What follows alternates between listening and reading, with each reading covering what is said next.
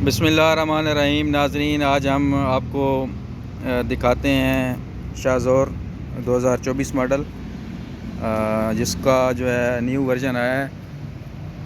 आपको अंदर से भी विज़िट कराएंगे और बाहर से भी आपको दिखाते हैं कि कौन कौन सा जो है सिस्टम है इसका। तो ये आपको मैं दिखा रहा हूँ।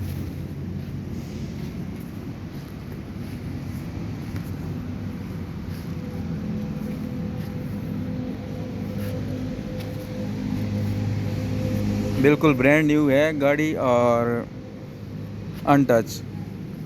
आज ही लेके आए हैं, तो मैंने कहा कि थोड़ा सा रिव्यू करा दूं आपको और दिखाऊं कि क्या क्या चीज़ लगाई है इन्होंने। ये बैटरी लगाई हुई है,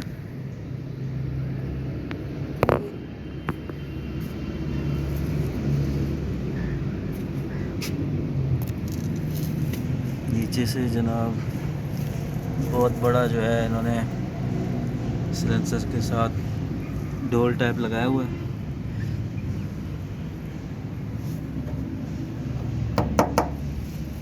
प्लास्टिक है ये। टायर भी जो है कोई पाकिस्तानी है टायर।